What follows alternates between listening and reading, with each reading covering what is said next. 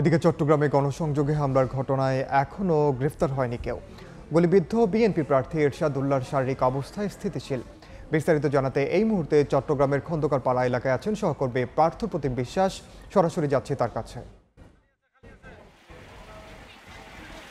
চট্টগ্রামে গণসংযোগকালে বিএনপি মনোনীত প্রার্থী এরশাদুল্লাহর উপর গুলি করে হামলা ও একজনকে গুলি করে হত্যার ঘটনায় এখনো পর্যন্ত কিন্তু কোনো আসামিকে গ্রেফতার করা সম্ভব হয়নি। এছাড়া কিন্তু এখনো পর্যন্ত এই ঘটনায় মামলাও হয়নি। আমরা আছি সেই খন্দকারপাড়া এলাকায়, যে এলাকায় গতকাল আসলে মাগরিবের নামাজের পর ঘটনাটি ঘটেছে। আপনারা দেখতে পাচ্ছেন যে দোকানটি তালাবন্ধ, এই দোকানের সামনে কিন্তু গতকাল গুলির ঘটনা ঘটেছিল এবং এখানকার যারা স্থানীয় সাধারণ মানুষজন রয়েছে তারা বলছে তারা অনেকটা আতঙ্কে দিন যাপন করছেন এখানে এবং তাদের মধ্যে অনেকটা ভয়ভীতি কাজ করছে। তারা বলছে প্রকাশ্যে এভাবে এসে গুলি করে হত্যার ঘটনা, একটি নির্বাচনী প্রচারণা চালানো অবস্থায় এ ধরনের হামলার ঘটনা, সেটি কিন্তু কোনোভাবেই মেনে নেওয়া যায় না এবং তারা দাবি করেছেন আইন শৃঙ্খলা রক্ষাকারী বাহিনী কিংবা পুলিশ প্রশাসনের সদস্যরা যারা এই হামলার সাথে জড়িত তারা যাতে দ্রুত আসামিদের গ্রেফতার করতে পারে। আমরা দেখেছি সকাল থেকেই কিছুক্ষণ আগে পুলিশের যারা ঊর্ধ্বতন কর্মকর্তারা রয়েছে তারা ঘটনাস্থলে এসেছেন এবং তারা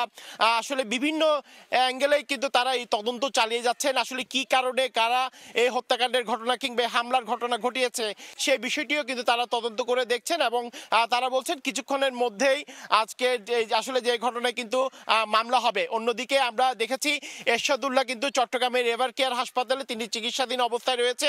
বিএনপির যারা দলীয় নেতাকর্মীরা রয়েছে তারা কিন্তু সেখানে ছুটে আসছেন এবং তারা আমাদেরকে জানিয়েছেন তার শারীরিক অবস্থা আগে থেকে অনেকটাই উন্নতির দিকে রয়েছে এবং আশঙ্কামুক্ত বলেও কিন্তু জানিয়েছেন তিনি। তো সেক্ষেত্রে বলা যায় আমরা আসলে এখানে গতকাল থেকেই যেটি দেখছি সাধারণ মানুষের মধ্যে এবং চট্টগ্রামবাসী যারা রয়েছে তাদের মধ্যে এক ধরনের আতঙ্ক বিরাজ করছে। তারা বলছে এই যে হত্যাকাণ্ডের ঘটনা কিংবা আইন শৃঙ্খলার যে অবনতি সেটি যাতে নিরসন হয় এই দাবিটুকু তারা জানিয়েছেন। তো এই ছিল আমার কাছে এখনো পর্যন্ত চট্টগ্রামের খন্দকারপাড়া এলাকা থেকে এখানকার সর্বশেষ খবর। সরাসরি যুক্ত ছিলাম চট্টগ্রামে।